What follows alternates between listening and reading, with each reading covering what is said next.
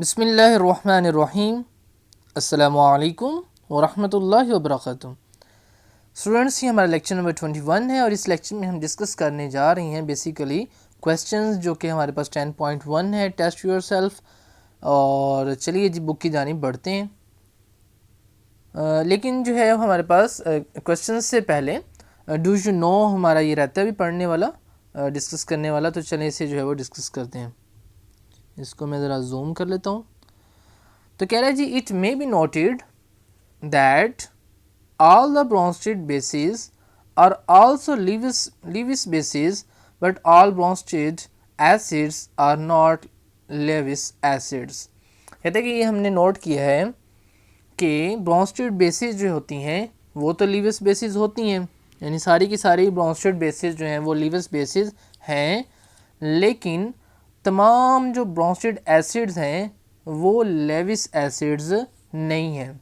Means जो Brønsted की definition के मुताबिक एसिड्स हैं वो लेविस की मुताबिक एसिड्स हमारे पास नहीं है।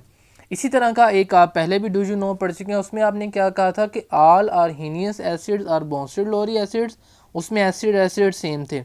मींस के पहला जो आपने कंसेप्ट पढ़ा आर्हीनियस का, उसमें एसिड सेम थे, बेस का डिफरेंस था वो भी सिर्फ OH के अलावा, ठीक है। नहीं, OH के अलावा बाकी सारे बेसिस भी सेम थे आर्हीनियस में और ब्रॉन्स्टेड में, ठीक है। तो हमने लेक्चर में पहले जो है वो डिस्कस कर चुके हैं।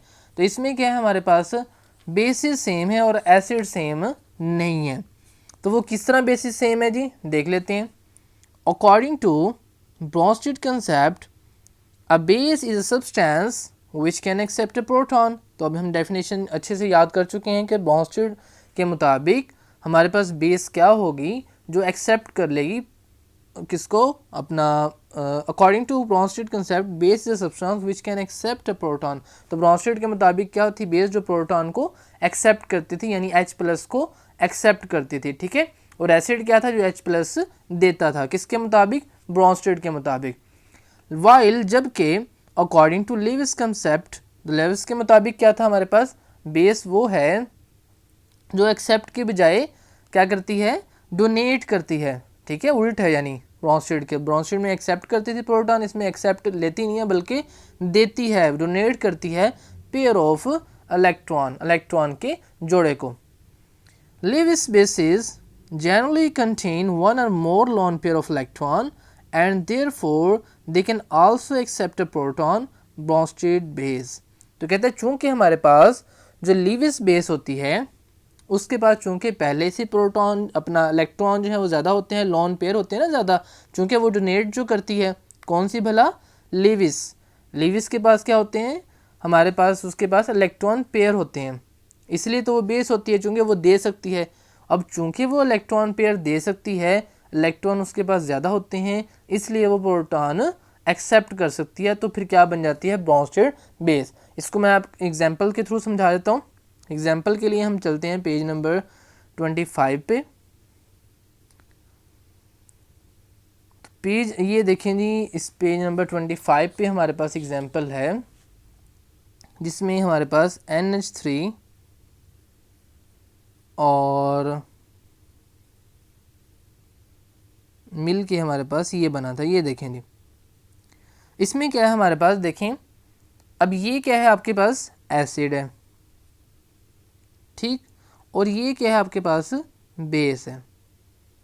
अब ये कौन सी बेस है भला, हमारे पास ये बेस है जनाब लेविस बेस, ठीक। अब लेविस बेस के पास क्या है, इलेक्ट्रॉन ज़्यादा है, दे सकती है ना इलेक्ट्रॉन, तो लिहाजा इसने क्या किया, हमारे पास जो H+ था वो इसने ले लिया। तो इस तरह फिर ये क्या बन गई, लेविस बेस भी बन गई और लोरी ब्रॉन्स्टेड बेस भी बन गई।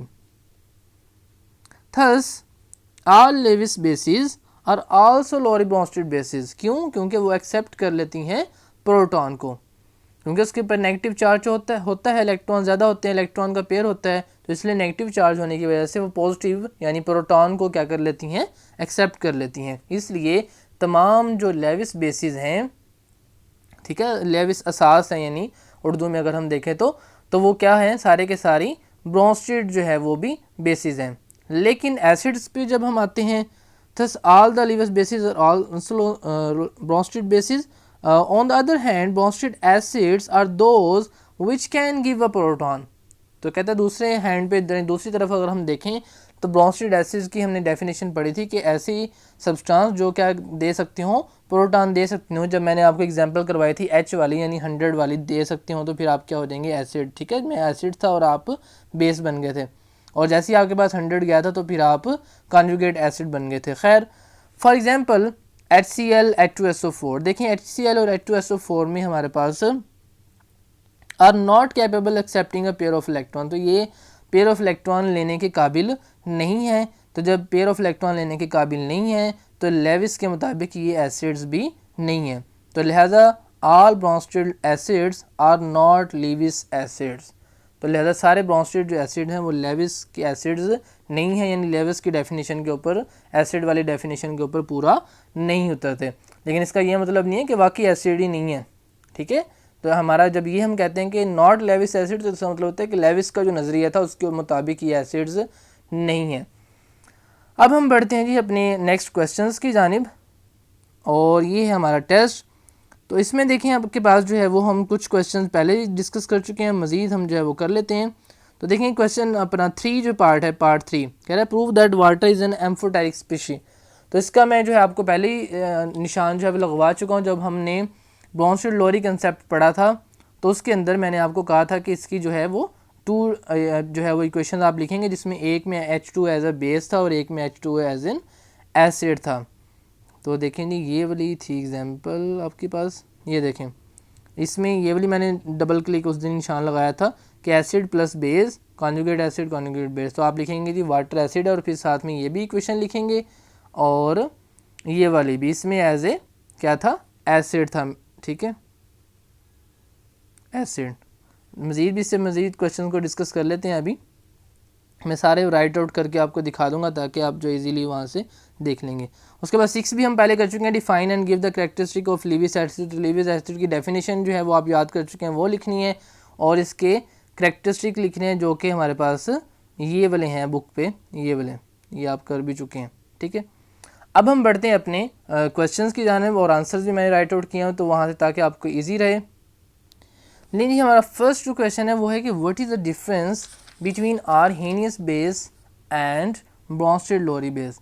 तो जब भी डिफरेंस पूछता है, या तो आप दरमियान में लाइन लगा के इस तरह लिखा करें जैसे ये लिखा हुआ है जब भी किसी चीज़ का डिफरेंस पूछे, या फिर उसके दरमियान लिखा करें वेयर एज। ठीक है, जबकि ताकि पता चले कि ये वाला इसकी डेफिनेशन है, ये इसकी है, तो फ़र्क जो है वो वाजे हो।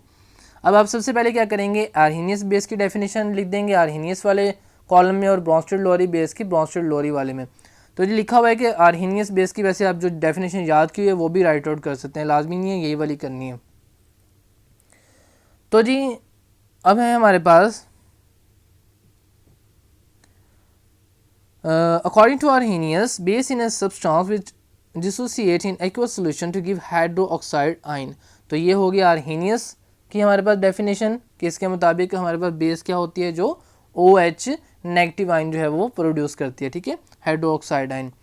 उसके बाद ब्रोंस्टेड लोरी के मुताबिक बेस वो होती है जो हमारे पास H प्लस को एक्सेप्ट कर ले। ठीक है, base is substance that can accept a proton H plus from another substance. उसके बाद एक और डिफरेंस जो बता रहा है वो ये है कि Arrhenius base is only that compound which contain hydroxyl group. ठीक है, ये इजाफी बात है जो हमने नहीं पढ़ी हुई, तो ये भी इसमें क्या है, हाइड्रोक्सिल ग्रुप। हाइड्रोक्सिल ग्रुप का मतलब है कि आपके पास जितने भी ये थे अपना आर्हेनियस, उसमें देखेंगे आप किस तरह के थे, NaOH, ठीक है, फिर KOH, ठीक है, पोटाशियम हाइड्रोक्साइड, इस तरह से। तो खैर इसमें क्या होता है, there is no compulsion of OH negative group for Bronsted Lowry base. तो इसमें कोई लाजमी नहीं है कि OH साथ लगा ही होगा तो ही बेस बनेगी, इसके अलावा भी बेसिस हैं, शर्त यह है कि वो प्रोटॉन को क्या करती हों, एक्सेप्ट करती हों।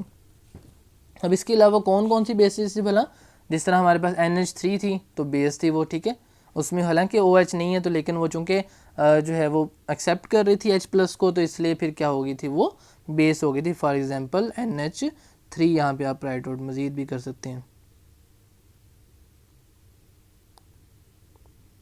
ठीक है जी, तो ये हमारा फर्स्ट क्वेश्चन जो है वो हो चुका है।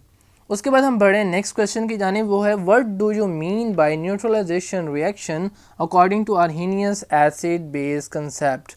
कहते हैं न्यूट्रलाइजेशन का क्या मतलब आप लेते हैं।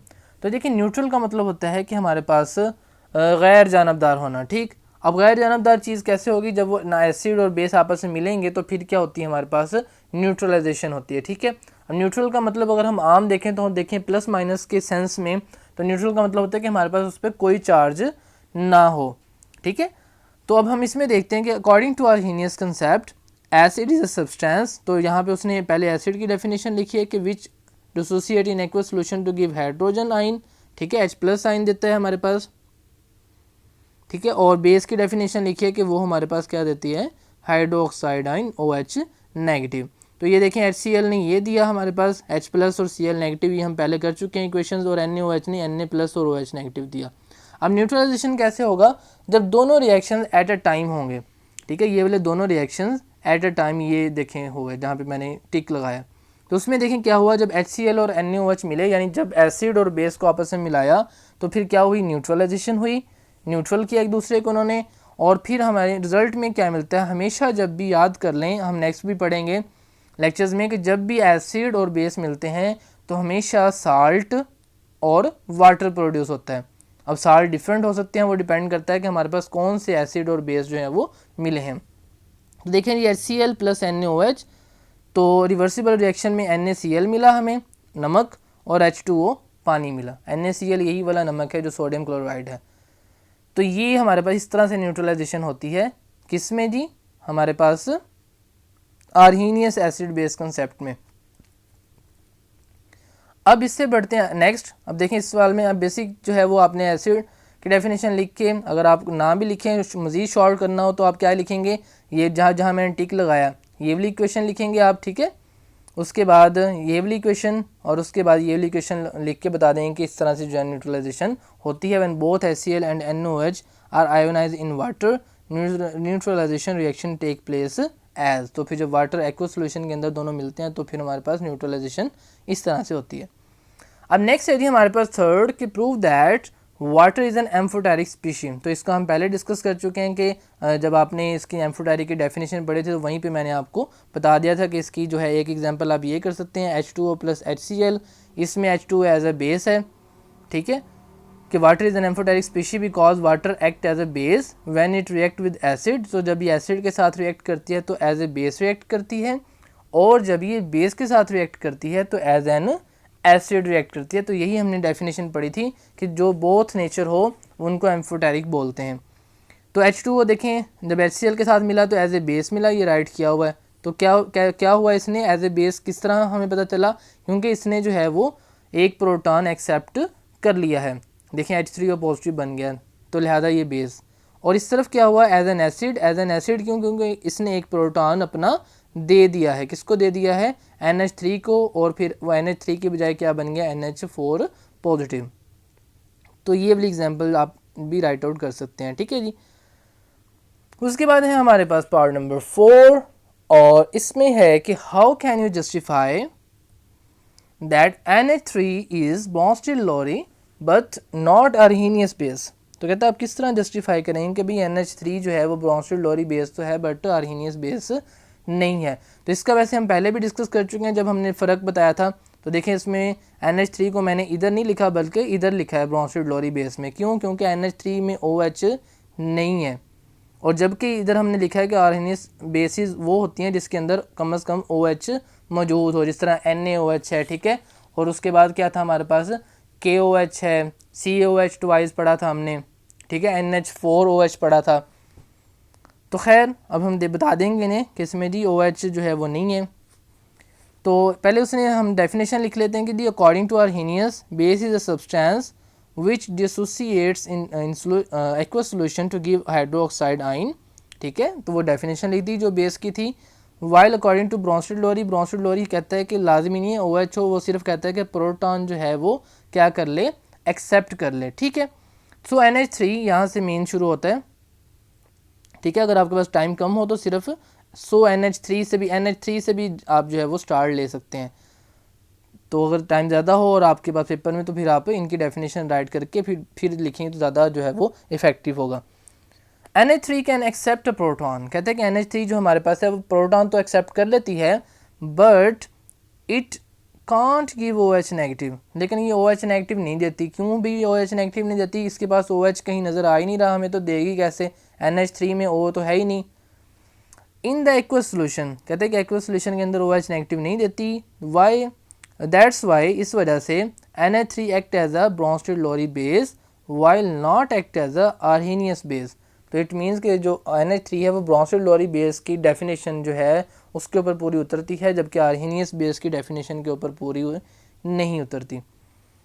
तो उर्दू में क्या लिखेंगे जी कि NH3 जो है वो हमारे पास प्रोटॉन एक्सेप्ट प्रोटॉन जो है वो ले लेती है जिस, और लेकिन वो OH हमारे पास पानी के अंदर जब उसे महलूल देखें उसका सोल्यूशन बनाएं तो OH नहीं देती।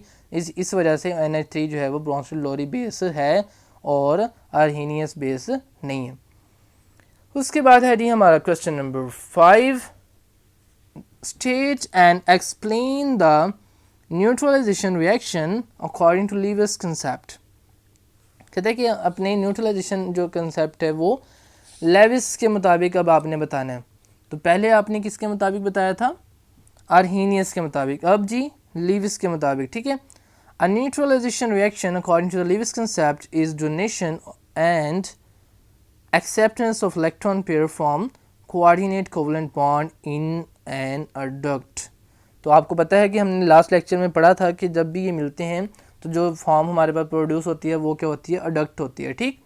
अब होगा क्या कि जब हमारे पास एसिड और बेस मिलाएंगे इसके भी, तो देखें F3B हमारे पास एज एन एसिड है। क्यों एसिड है? क्योंकि इसके पास इलेक्ट्रॉन पेयर ले लेता है, एक्सेप्टर है, ठीक है, इलेक्ट्रॉन पेयर ले लेता है। और इलेक्ट्रॉन पेयर जो NH3 जो है वो क्या करता है? इलेक्ट्रॉन दे देता है, तो ये बेस है। तो ये जब ये दोनों मिले तो हमारे पास क्या बना? अडक्ट। और क्या है देखें? साल्ट है, ये नमक लाजमी बनता है, ठीक है। तो इसके मुताबिक जी ये हमारे पास इस तरह से ये न्यूट्रलाइजेशन हुई। तो बेसिकली ये रिएक्शन जो है वही इंपॉर्टेंट है इस क्वेश्चन के अंदर, ये वाली इक्वेशन जो है। उसके बाद है हमारा क्वेश्चन नंबर 6, इसमें है कि define and give the characteristic of Lewis acids. तो ये हम पहले भी कर चुके हैं, बुक से भी आप कर चुके हैं। बुक से इसकी डेफिनेशन राइट आउट करेंगे और इसके जो करेक्टरिस्टिक हैं वो राइट आउट भी कर सकते हैं। यहाँ पे भी सिंपली भी लिखे हुए हैं कि there are these are the molecules in which central atom has incomplete octet. तो जिसमें सेंट्रल एटम के इनकम्प्लीट ऑक्टेट होगा तो लिहाजा वो ऑक्टेट कंप्लीट करने के लिए क्या करेगा? हमारे पास जो होगा ऑक्टेट कंप्लीट करने के लिए वो इलेक्ट्रॉन जो है वो ले लेगा। जब इलेक्ट्रॉन एक्सेप्ट करेगा तो इसकी डेफिनेशन के मुताबिक वो फिर क्या होगा? एसिड हो जाएगा। तो इसके बाद एग्जांपल में दिया हुआ है simple cations can act as Lewis acid. तो यहाँ पे लिखा हुआ है, तो यहाँ पे ये आप ये वाली एग्जांपल्स को काट दें, ठीक है, सिर्फ ये वाली कर लें जो मैंने रखी हैं, Ag+ और H+, ठीक है। तो इसके बाद है हमारा जी क्वेश्चन नंबर 7, इसमें पूछ रहा है कि why BF3 behave as a Lewis acid, कि क्यों BF3 लीविस एसिड के तौर पे बिहेव करता है। तो ये हम बुक पे पहले पढ़ चुके हैं, ये वाली एग्जांपल आप वहीं से भी कर सकते हैं, ठीक है। उसमें हम अच्छे से डिटेल से डिस्कस कर चुके हैं कि BF3 के अंदर हमारे पास देखें 6 इलेक्ट्रॉन होते हैं, ठीक है, और उसे ऑक्टेट पूरा करने के लिए 2 और इलेक्ट्रॉन चाहिए। इसलिए वो NH3 के जो 2 होते हैं इलेक्ट्रॉन, यानी कि 1 लोन पेयर, एक इलेक्ट्रॉन का जोड़ा वो ले लेता है, और जब वो लेता है तो इसलिए वो एसिड बन जाता है। तो इसलिए ये जो है वो लीविस एसिड है। मज़ीद हम पढ़ लेते हैं, चलें। According to Lewis acid it must accept an electron pair in BF3। कहते हैं लीविस एसिड के मुताबिक एसिड को लाजमी तौर पे इलेक्ट्रॉन पेयर जो है वो एक्सेप्ट करना पड़ता है। इन BF3 the central atom boron has incomplete octet. कहते हैं कि BF3 में जो दरमियान में एटम है, दरमियानी एटम जो है, सेंट्रल है, मरकज़ी एटम है, इसके अंदर ऑक्टेट पूरा नहीं है, इसके सिर्फ 6 इलेक्ट्रॉन्स हैं। देयरफॉर BF3 कैन एक्सेप्ट, इस वजह से BF3 जो है वो एक लोन पेयर, एक इलेक्ट्रॉन के जोड़े को जो है वो एक्सेप्ट कर सकता है, कबूल कर सकता है, to behave as an Lewis acid. तो फिर इसलिए वो लीविस एसिड जो है बन जाता है। नीचे बता रहा है कि both form a coordinate covalent bond, तो कोऑर्डिनेट कोवलेंट बॉन्ड बनता है, हमने पहले भी डिस्कस किया था। तो donating a pair of electron by nitrogen of ammonia and accepted that a pair of electron by BF3। तो BF3 जो है वो इसको एक्सेप्ट कर लेता है। तो इसके बाद है जी हमारे पास इसमें नीचे वाली डेफिनेशन में आपको बताया था कि जब भी हमारे पास ये पेयर ऑफ इलेक्ट्रॉन जाता है तो आपस में कोवलेंट बॉन्ड बनता है, और इसका नाम हमने लिखा था कि ये क्या बन जाती है, अडक्ट बन जाती है। उसके बाद है जी what is an amphoteric species according to the Bronsted Lowry concept. ठीक है, वाटर जो है कहता है कि एम्फोटेरिक स्पीशी है। What is its nature according to Lewis concept. तो जी according to Lewis concept water is an amphoteric compound. ठीक है, एम्फोटेरिक क्या होता है, जो एज एन एसिड और एज एन बेस दोनों पे बिहेव करती हैं। It can behave like Lewis acid and Lewis base because it can accept a pair of electron and donate a pair of the electron depending upon the reaction. तो देखिए हमारे पास water जो है उसके अंदर कहता है कि हमारे पास ले भी सकता है पेयर ऑफ इलेक्ट्रॉन और दे भी सकता है, तो जिसकी वजह से वो क्या है, एज एन एम्फोटेरिक है। तो ये था जी हमारा आज का टॉपिक, और इन सब क्वेश्चंस को मैंने बहुत अच्छे से कोशिश की है कि आपको समझ आ जाए, और बड़े इंपॉर्टेंट क्वेश्चंस हैं ये सारे। ठीक है, और इनको आपने अच्छे से जो है वो याद करना है। ठीक है, और इनको जो है वो राइट आउट भी करना है। मैं एक दफ़ा ये सारे देखें आस्ते आस्ते से ऊपर को कर रहा हूँ, तो कहीं से आपने जो है वो देखना हो तो आप स्क्रीनशॉट लेके इसका जो है वो इजीली देख सकते हैं।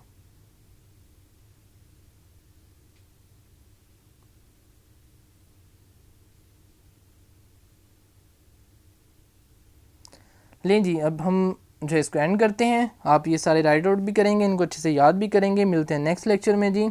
अल्लाह हाफिज़, अस्सलामु अलैकुम व रहमतुल्लाहि व बरकातुहू।